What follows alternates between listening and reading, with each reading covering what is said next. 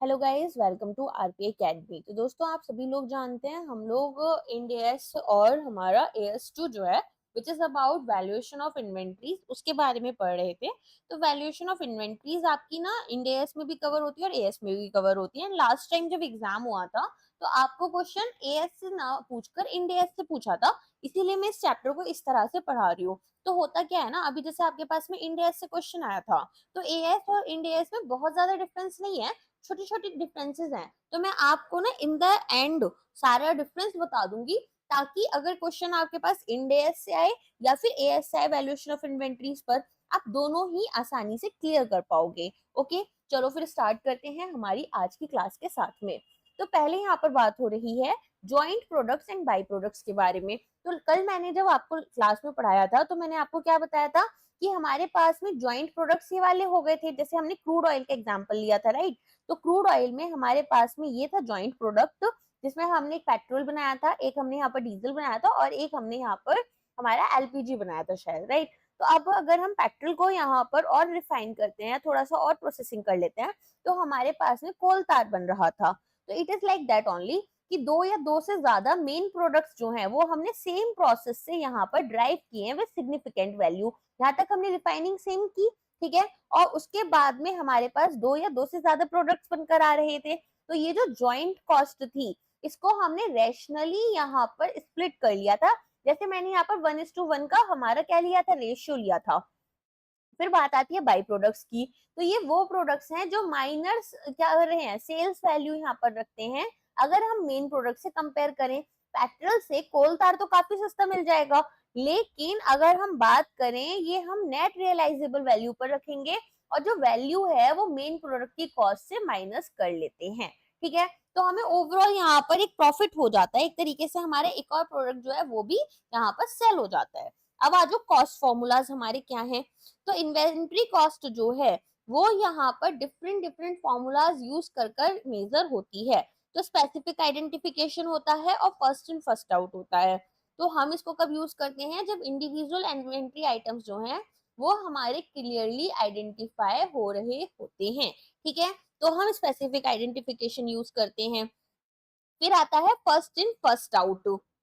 इसको समझाने के लिए ना अपन नेक्स्ट पेज पर आते हैं, मैं एक बार ना आपको अच्छे से समझा देती हूँ, ठीक है, ताकि फिर इसको हमें बार बार समझना ना पड़े। तो LIFO, FIFO and weighted average. अब होता क्या है फीफो में, देखो, मान लो आपने यहाँ पर डेट्स ले लो। फॉर एग्जाम्पल आपने डेट लिया, आज का डेट है 25 जून है, राइट। तो 25 जून को आपने मान लो नंबर ऑफ यूनिट्स जो है वो खरीदी है 10,000 यूनिट्स।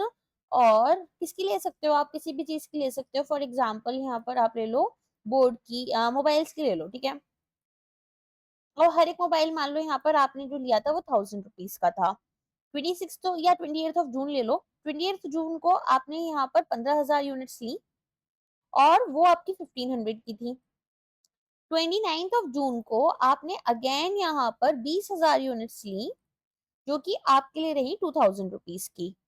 अब मान लो आपके पास में एक ऑर्डर आता है जिसमें आपसे वो लोग बोलते हैं, 1 जुलाई को एक ऑर्डर आया जिसमें वो आपसे यहाँ पर 40,000 यूनिट्स आपसे डिमांड करते हैं, ओके। तो अब आप यहाँ पर क्या प्राइसिंग लोगे, तो सबसे पहले 10,000 आप यहाँ से लोगे, फिर यहाँ पर 15,000 लोगे, 25,000 हो गया। और बाकी जो यहाँ पर 15,000 बची आपकी यूनिट्स, वो आप यहाँ से लोगे। तो क्या करोगे आप, 10,000 इंटू 1,000 रुपीज, फिर यहाँ पर 15,000 इंटू 1,500 रुपीज और 2,000 इंटू 15,000, राइट। तो यहाँ पर आपके पास 40,000 यूनिट्स हो गई। अब आप टोटल कॉस्ट निकाल लोगे कि भाई आपके पास टोटल कितनी कॉस्ट आएगी। तो यहाँ पर आपको क्या करना है, यहाँ पर इसको इसके साथ मल्टीप्लाई कर लेना है, इसको इसके साथ में, इसको इसके साथ में। तो इससे आपको यहाँ पर टोटल अमाउंट मिल जाएगी, राइट। तो इस तरीके से आप क्या करोगे, यहाँ पर ओवरऑल प्राइस निकाल लोगे कि क्या आपका प्राइस रहेगा। अब बात करते हैं सबसे पहले हमारे वेटेड एवरेज की। फर्स्ट इन फर्स्ट आउट समझ में आ गया, जो पहले आया उसे आप पहले ले रहे थे। ये आपने पहले खरीदी यूनिट्स, तो आप पहले इनको कंज्यूम करोगे। अब मान लो यहाँ पर आपसे 5,000 यूनिट्स बोला जाता, तो आप क्या करते 5,000 यूनिट्स के लिए इसमें से लेते, 25 ऑफ जून वाला रेट लगाते, ठीक है, और ये वाली यूनिट्स को यूज करते। लीफो में क्या करते हैं, लीफो में अगर 40,000 यूनिट्स का आपके पास में ऑर्डर आता है, तो आप क्या करोगे, पहले तो ये वाली 20,000 यूनिट्स यूज करोगे, तो 20,000 इंटू 2, ठीक। इसके बाद में आप ये वाली 15,000 यूनिट्स यूज करोगे, तो ये आपके लिए 1500 रुपीज की खरीदी थी आपने, और फिर क्या करोगे, आपके पास 5,000 यूनिट्स और बची, तो वो आप यहाँ से लोगे, तो 5,000 इंटू 1,000, तो ये क्या है, लास्ट इन फर्स्ट आउट, जो लास्ट में आया उसको आप पहले बाहर निकाल रहे हो अपनी इन्वेंट्री से, तो यहाँ पर आपके पास टोटल प्राइस आ जाएगा। तो ये आपके लिए क्या होता है, कॉस्ट ऑफ गुड्स सोल्ड, इससे आपके पास कॉस्ट ऑफ गुड्स सोल्ड या फिर वैल्यूएशन आ गई आपकी इन्वेंट्री की। अब आ जाओ वेटेड एवरेज में, वेटेड एवरेज में क्या करते हैं, यहाँ पर आपके लिए बहुत सिंपल है, मान लो आपको यहाँ पर अब एक यूनिट का पहले प्राइस निकालना होगा कि एक यूनिट का प्राइस कितना है, तो टोटल यूनिट्स आपके पास कितनी है, 10,000, 15,000, 20,000, राइट, तो यहाँ पर ये कितनी हो गई आपकी 30 और 10 40, 45,000 यूनिट्स हो गई, तो 45,000 आपने नीचे लिखा, और क्या करोगे, यहाँ पर 10,000 इंटू 1,000 प्लस, एक सेकेंड, हाँ, 10,000 इंटू 1,000 प्लस 15,000 इंटू 1,500 और प्लस 20,000 इंटू आपका 2,000, तो इससे आपके पास में यहाँ पर क्या आ जाएगा, एक यूनिट का प्राइस आ जाएगा, एवरेज निकाल लिया आपने बेसिकली, ठीक है ना, तो आपके पास टोटल यहाँ पर कितनी यूनिट्स है उनका प्राइस क्या है अपॉन टोटल यूनिट्स, तो एक यूनिट का आपके पास प्राइस आ जाएगा, फिर यहाँ पर आप अकॉर्डिंगली इसको प्राइसिंग करते हैं, ठीक है, तो इस तरीके से हमारे पास क्या होता है, वेटेड एवरेज होता है। अब आ जाओ यहाँ पर, तो क्या कर रहे हैं, फर्स्ट इन फर्स्ट आउट में ओल्डेस्ट इन्वेंट्री जो है, जो सबसे पहले इन्वेंट्री आई थी उसको पहले बेचेंगे, तो यहाँ पर न्यूएस्ट परचेज जो है वो आपको कैसे पता चलेगी, एंडिंग इन्वेंट्री से, जब यहाँ पर 5,000 यूनिट्स बच गई, 45,000 में से 40 हमने सेल कर दी, कितनी बची, 5,000 यूनिट्स बची, तो वो हमारे पास एंडिंग इन्वेंट्री हो गई, वो हमें बता रही है कि भाई न्यूएस्ट परचेज कौन सी है, तो इसे हम कब यूज करते हैं, पेरिशेबल गुड्स में, जैसे फ्रूट्स वेजीज जल्दी खराब होते हैं, तो जितने पुराने होते हैं उन्हें हम जल्दी बेचने की कोशिश करते हैं क्योंकि उनके खराब होने का जल्दी टाइम आ जाता है, या फिर रिटेल एनवायरमेंट्स में ऐसा होता है, आप देखते हैं ना एक्सपायरी डेट्स आ जाती हैं सामान की, फिर यहाँ पर आप इसको कब यूज करते हैं, जब आपको एक्चुअल फ्लो को अपनी अकाउंटिंग के साथ में मैच करना होता है, ओके।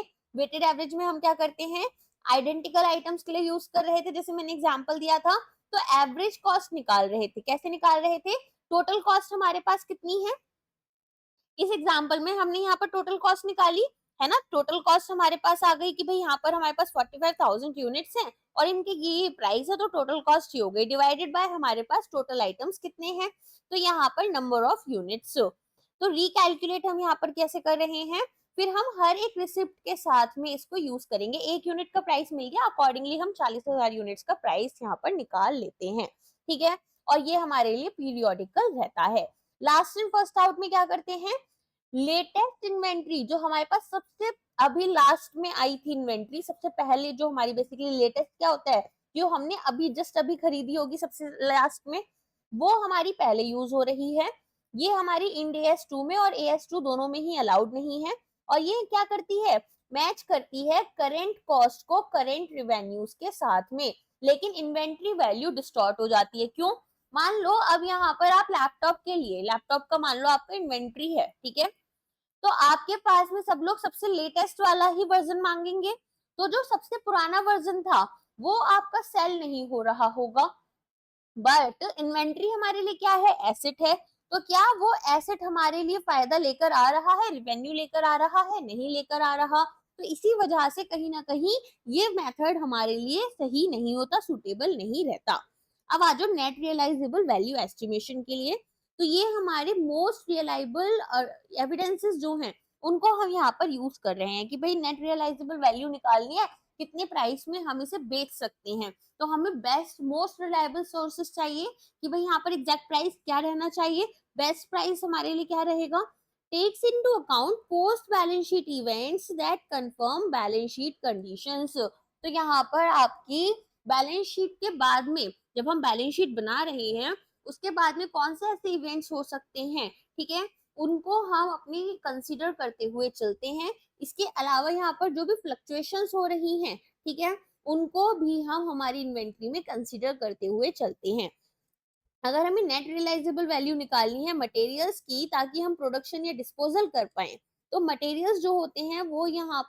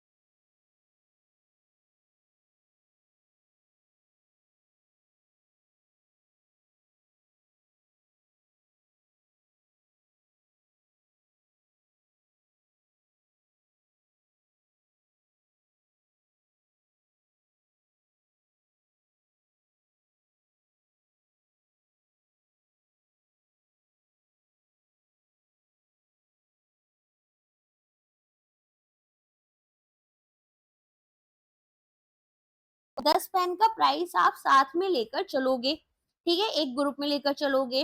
और हो सकता है हमें स्पेसिफिक आइटम्स लेकर चलने हैं, जैसे जॉब कॉस्टिंग होती है, उसमें क्या होता है, अब आपके पास कस्टमाइज प्रोडक्ट होते हैं और हर एक प्रोडक्ट का प्राइस अलग हो सकता है, तो हम अकॉर्डिंगली चलेंगे।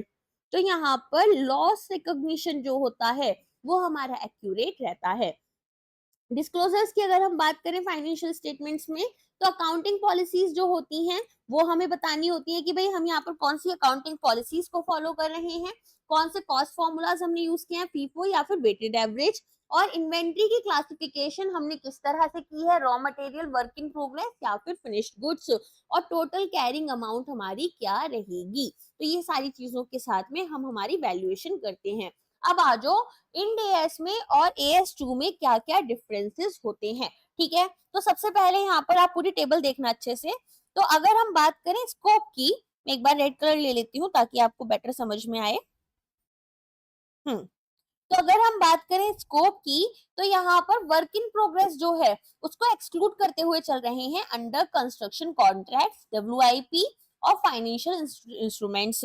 और यहाँ भी सेम एक्सक्लूजन हैं, लेकिन ये यहाँ पर बियरर प्लांट्स जो हैं उनको साथ में लेकर चलते हैं। बियरर प्लांट्स कौन से होते हैं, जैसे यहाँ पर आपके फ्रूट ट्रीज हो गए है ना, तो ये क्या है, ये आपके एक अकाउंटिंग पीरियड से ज्यादा जाते हैं, तो लिविंग प्लांट्स जो कि आपके एक अकाउंटिंग पीरियड से ज्यादा चलते हैं। ओके, फिर आती है बात यहाँ पर फेयर वैल्यू की। तो एएस2 में ये अच्छे से रिवाइज नहीं है, लेकिन यहाँ पर आपको एकदम प्रॉपर डेफिनेशन दी गई है इंड एएस में कि वो orderly transaction between market participants. फिर आपकी आती है मेजरमेंट रूल। तो यहाँ पर हम लोअर ऑफ कॉस्ट लेते हैं एनआरवी, और हमारे जो भी कॉस्ट है उसमें जो भी कम होगा उसको लेकर चलते हैं प्रूडेंस प्रिंसिपल, यहाँ भी सेम रहेगा। कॉस्ट कंपोनेंट की बात करें तो यहाँ पर cost of purchase, conversion, other cost जो है वो हमारी इंकर की जाती हैं, जो भी हमारी इन्वेंट्रीज को प्रेजेंट लोकेशन में लाने के लिए उसे भी इंक्लूड करेंगे। यहाँ पर भी इंडिया में हम ये सारी चीजें करते हैं, लेकिन कॉस्ट एलोकेशन के लिए आपको बहुत ही ज्यादा डिटेल में गाइडेंस प्रोवाइड किया गया है, ठीक है, जैसे कि आपकी फिक्स्ड ओवरहेड कॉस्ट के बारे में बताया है। अगर हम बात करें कॉस्ट की एक्सक्लूजन्स की, तो abnormal waste, storage unless necessary, ये सारी चीजों का हमारा ध्यान रखा गया है। और यहाँ पर जो है ये क्या करते हैं, ग्रेटर क्लैरिटी आपको प्रोवाइड करते हैं। इन्वेंट्री कॉस्ट फॉर्मूले की बात करें तो यहाँ पर आप देख सकते हो फीफो और वेटेड एवरेज यूज कर रहे हैं, लीफो अलाउड नहीं है, सिमिलर यहाँ पर भी जाता है। डिस्क्लोजर्स यहाँ पर रिलेटिवली थोड़े कम होते हैं, यहाँ पर हमें ज्यादा डिस्क्लोजर्स प्रोवाइड करने हैं। डिस्क्लोजर्स क्या होते हैं, वो इंपॉर्टेंट इंफॉर्मेशन जो कि आपके स्टेक होल्डर, फॉर एग्जाम्पल आपके इन्वेस्टर के इकोनॉमिक डिसीजंस को चेंज कर देते हैं, ठीक है। इकोनॉमिक डिसीजंस को चेंज कर देती हैं। वो इंपॉर्टेंट इंफॉर्मेशन आपको डिस्क्लोज करनी होती है, अपनी वेबसाइट पर उसे पब्लिश करना होता है या फिर न्यूज़पेपर्स वगैरह के थ्रू इन्फॉर्म करना होता है जब आप अपनी बैलेंस शीट्स और अपनी प्रॉफिट एंड लॉस अकाउंट्स निकालते हो, अपनी फाइनेंशियल स्टेटमेंट्स को पब्लिश करते हो। इसके अलावा रिवर्सल या फिर राइट डाउन्स की बात करें तो कोई प्रोविजन यहाँ पर नहीं बनता है, यहाँ पर परमिटेड है अगर एनआरवी हमारी इंक्रीज होती है। अब आपको राइट डाउन और बता देती हूँ क्या होता है। देखो होता क्या है, एक एग्जांपल लो बैंक का। तो बैंक ने मान लो लोन दिया, ठीक है।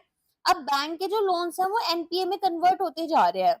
तो आरबीआई बोलता है कि आपको प्रोविजनिंग करनी है। प्रोविजनिंग क्या होती है? प्रोविजनिंग है कि एक कैपिटल अमाउंट जो है एक, वो आपको अलग से रखनी होगी।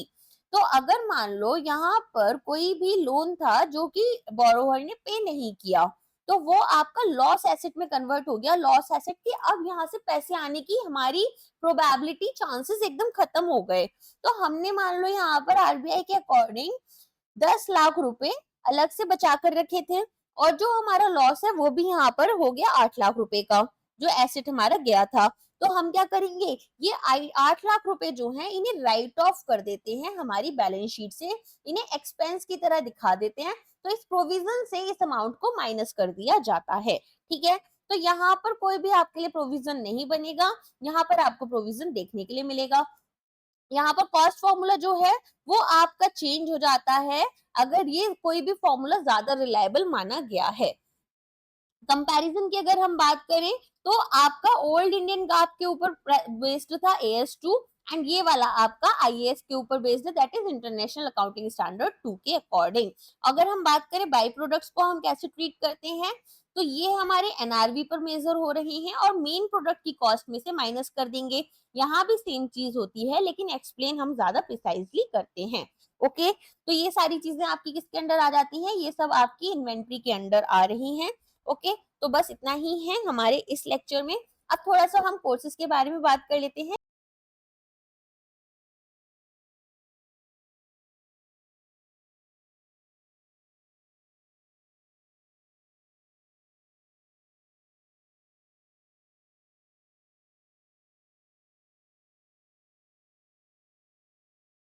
क्या करना है, आपको PFRDA 50 कोड यूज करना होगा। एंड हम लोग आपको क्या क्या कोर्सेज प्रोवाइड कर रहे हैं थोड़ा सा मैं उसके बारे में बता देती हूँ। तो फर्स्ट ऑफ ऑल जैसा आप देख सकते हैं PFRD का हमारा कोर्स है, इस पर हम आपको 50% ऑफ दे रहे हैं। तो 3999 का जो प्राइस है इस पर आपको डायरेक्टली यहाँ पर 50% ऑफ मिल जाएगा जैसे ही आप PFRDA 50 कोड अलाउ इस पर लगाओगे, ठीक है। तो ये आपके लिए यहाँ पर कितने का रह जाएगा, 3999 का है। तो बेसिकली 4000 का कोर्स आपको 2000 तक का मिल जाएगा, 1999 का ये आपको कोर्स मिल जाएगा। अब अगर हम बात करें हम आपको इस पर क्या क्या प्रोवाइड कर रहे हैं, तो हम आपको economics, finance, pension sector, management, costing, companies act, commerce, accountancy, इन सभी के नोट्स प्रोवाइड कर रहे हैं PDF की फॉर्म में। अलोंग विद दिस हम आपको फाइनेंस और कॉमर्स एंड अकाउंटेंसी के वीडियोस प्रोवाइड करेंगे, ठीक है। इसके अलावा हम यहाँ पर रिवीजन शीट्स आपको प्रोवाइड करेंगे, 5 mock test with phase 1 paper 2, 5 mock test phase 2 paper 1 के, और 5 मॉक टेस्ट फेज 2 पेपर 2 के हम आपको प्रोवाइड करेंगे, ठीक है। तो अपन क्या क्या कवर कर रहे हैं, फेज 1 का पेपर 2 आपका कवर कर रहे हैं। पेपर 1 आपका जो कि डिस्क्रिप्टिव इंग्लिश रहेगा, तो इसकी आंसर राइटिंग हम आपकी रिव्यू करेंगे और आपको फीडबैक्स प्रोवाइड करेंगे। अलोंग विद दैट हम आपका यहाँ पर फेज 2 का पेपर 2 कवर कर रहे हैं। फिर अगर हम बात करें कॉम्बो कोर्स की, जैसे कि आप लोग जानते हैं सेबी और PFRDA में बहुत ज्यादा डिफरेंस आपके कोर्सेज में नहीं होता है। इसी की वजह से हम आपके लिए यहाँ पर क्या लेकर आते हैं, एक कॉम्बो कोर्स लेकर आए हैं जिसमें कि फेज 1 पेपर 2 और फेज 2 पेपर 1 एंड पेपर 2 हम आपके कवर कर रहे हैं। तो टॉपिक वाइज नोट्स आपको economics, finance, management, costing, companies act, commerce and pension sector के यहाँ पर मिल जाएंगे। इसके अलावा यहाँ पर आपको डाउनलोडेबल रिवीजन नोट्स मिलेंगे, 5 mock test for phase 1 paper 2, 5 mock test for phase 2 paper 1, और पेंशन सेक्टर के अलग से मॉक्स आपको मिल जाएंगे। प्राइस आपका यहाँ पर 5000 ही रहेगा, दैट इज 4999 रहेगा। अगर बात करें सेबी के कोर्स की, तो सेबी में हम आपको अगेन PDF कोर्सेज हैं ये सारे आपको, तो यहाँ पर ये सभी चीजें प्रोवाइड करेंगे, downloadable revision notes, 5 mock test for phase 1 paper 2, phase 2 paper 1 and phase 2 paper 2 हम आपको प्रोवाइड करेंगे। एंड बाकी सारी ऑफरिंग सेम ही रहेंगी जैसे कि आपके डिस्क्रिप्टिव राइटिंग के लिए। इसके अलावा यहाँ पर वीडियो कोर्सेज के लिए। चलिए अब मिलते हैं नेक्स्ट कोर्स में। अगर आपको ये सब पसंद आता है तो आप आरपी एकेडमी डाउनलोड करना ना भूलें। हमें हमारे टेलीग्राम चैनल पर आप ज्वाइन कर सकते हैं। इसके अलावा यहाँ पर आप अपने दोस्तों के साथ में इस वीडियो को शेयर कर सकते हैं। अगर लेक्चर आपको पसंद आया तो लाइक करना, शेयर और सब्सक्राइब करना मत भूलना। Thank you so much.